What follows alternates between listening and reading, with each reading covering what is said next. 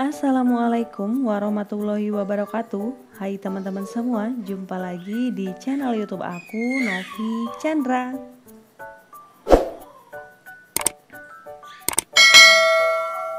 Teman-teman, kali ini aku bikin lapis talas Bogor. Ini rasanya enak banget, lembut, kempus-kempus. Cara bikinnya juga gampang. Rasanya mirip banget sama oleh-oleh lapis talas yang sering kita dapat atau kita beli di daerah Bogor. Aku belah ya teman-teman, tuh kelihatan banget kalau ini lembut teksturnya dan dijamin deh cocok buat ide jualan atau buat cemilan. Mau tahu seperti apa cara buatnya dan apa aja bahannya? Yuk tonton terus videoku sampai selesai.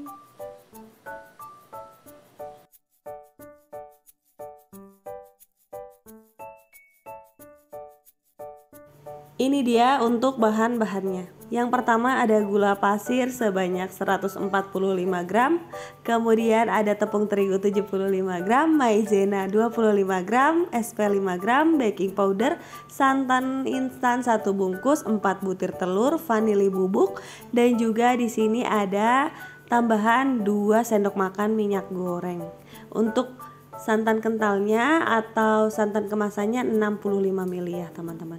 Langkah pertama ini aku masukkan SP dan juga 4 butir telur. Takaran sebenarnya adalah 3 butir telur teman-teman. Untuk telur yang gramasinya 50-60 gram. Yang aku gunakan di video adalah telur yang gramasinya sekitar 30 gram teman-teman. Jadi benar-benar kecil banget. Makanya aku tambahkan 1 butir telur lagi. Di deskripsi aku cantumkan resep untuk 3 telur ya teman-teman. Karena aslinya memang 3 telur. Teman-teman kalau pakai ukuran sedang boleh pakai 3 telur aja. Ini di mixer menggunakan speed paling tinggi selama 7 menit sampai putih, kental, dan berjejak. Teman-teman jangan lupa cek deskripsi karena resep ada di sana. Jangan lupa sambil menonton untuk like, komen, share, dan juga subscribe channel YouTube aku. Kalau udah, terima kasih banyak. Aku minta maaf ya teman-teman kalau misalkan ada suara-suara bayi berseliweran. Jadi aku ini sambil ngasuh, sambil record untuk dubbingnya. Mudah-mudahan resepnya tetap tersampaikan dengan baik ya. Nah ini sudah putih, kental, dan berjejak. Totalnya 7 menit ya teman-teman. Kemudian ini aku masukkan bahan keringnya. Ada tepung terigu, kemudian ada juga baking powder, ini aku masukkan. Kemudian aku tambahkan vanili bubuk. Vanili bubuknya aku menggunakan setengah bungkus ya. Setengah bungkus aja udah cukup menurut aku, udah wangi banget teman-teman. Kemudian ini lanjut aku campurkan juga maizena, ini aku masukkan. Dan aku ayak semua bahan kering aku masukkan ke dalam adonan putihnya. Jangan lupa untuk tambahkan secubit 2 cubit garam ya teman-teman biar rasanya makin gurih. Ini aku masukkan semua tepung, kemudian aku dorong-dorong ke bagian dalam terlebih dahulu supaya tepungnya tidak berterbangan. Setelah merata, ini aku campurkan bahan cairnya. Ini resepnya gampang banget teman-teman, insya Allah bisa diikutin di rumah. Yang penting step-stepnya diperhatikan, diikutin semua, dan resepnya sesuai takaran. Ini aku masukkan santan kemasan 1 bungkus. Ini santan ukuran 65 ml teman-teman. Kemudian aku tambahkan juga minyak goreng 2 sendok makan. Dan ini hemat banget ya teman-teman, gak usah pakai margarin, cukup pakai minyak goreng aja dan cuma 2 sendok makan. Hasilnya lembut dan mengembang sempurna. Ini di mixer dengan kecepatan rendah sampai asal rata aja ya. Selanjutnya ini aku ganti mixernya menggunakan spatula untuk memastikan tidak ada bahan yang mengendap di bawah. Diaduk balik ataupun nggak apa-apa ya teman-teman, karena menurut aku ini juga nggak terlalu menggunakan minyak yang banyak. Jadi pokoknya nah untuk teksturnya seperti ini. Pokoknya yang penting tidak ada bahan yang mengendap di bawah dan semua terlihat tercampur merata, tidak ada bahan yang menggerindil atau menggumpal. Ini sudah siap. Kemudian ini aku bagi dua adonannya.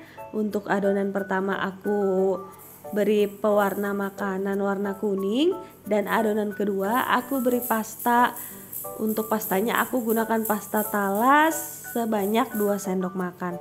Penggunaan pasta talas di sini rada banyak ya teman-teman, karena menurut aku pasta talas tuh baunya agak sedikit kurang, jadi penggunaannya harus rada banyak. Kalau nggak ada gimana, boleh pakai pop es rasa talas ataupun bubuk minuman lainnya yang rasa talas teman-teman. Atau kalau nggak mau rasa talas juga boleh diganti dengan stroberi, pandan dan lain-lainnya ya, sesuaikan dengan selera teman-teman aja. Ini aku aduk sampai tercampur merata.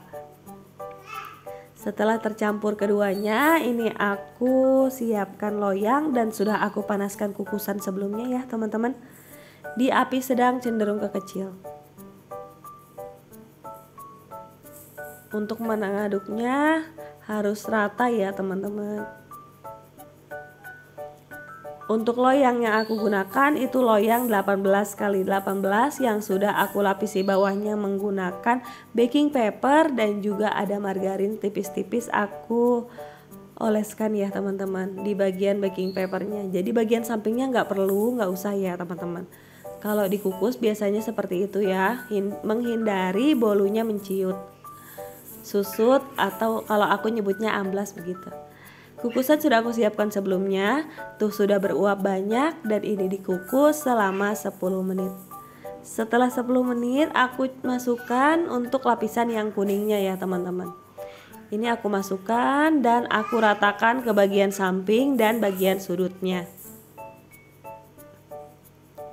Setelah selesai, ini kemudian aku kukus selama 20 menit. Jadi untuk lapisan pertamanya hanya 10 menit dan lapisan terakhir itu 20 menit atau sampai matang. Nah teman-teman, ini sudah matang. Ciri-cirinya ketika ditusuk tidak ada adonan yang menempel pada tusukan. Seperti ini ya teman-teman. Ini tandanya sudah matang.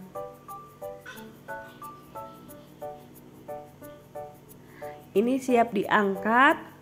Alhamdulillah, tuh kelihatan ya teman-teman, cantik banget tampilannya. Yuk recook di rumah ya. Kalau di recook di rumah jangan lupa, rebake. Kalau di rebake di rumah jangan lupa untuk tag Instagram aku di @novichandra.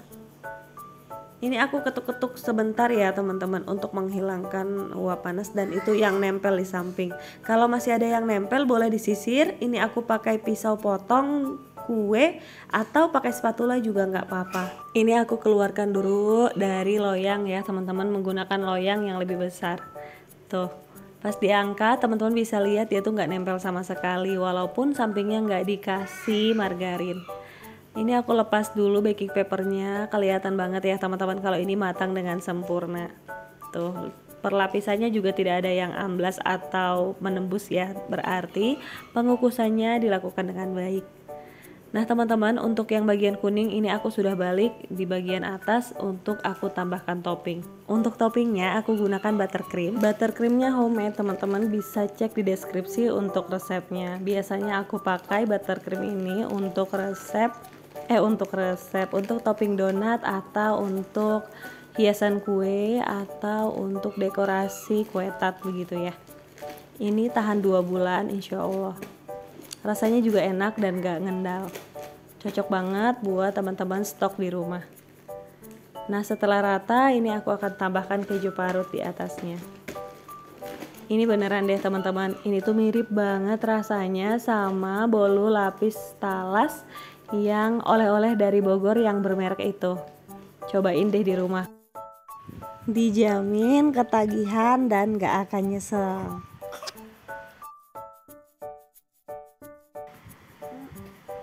Nah teman-teman, ini udah selesai. Ini langsung aja akan aku potong biar ngeliatin nih ke teman-teman betapa lembutnya lapis talas Bogor ini.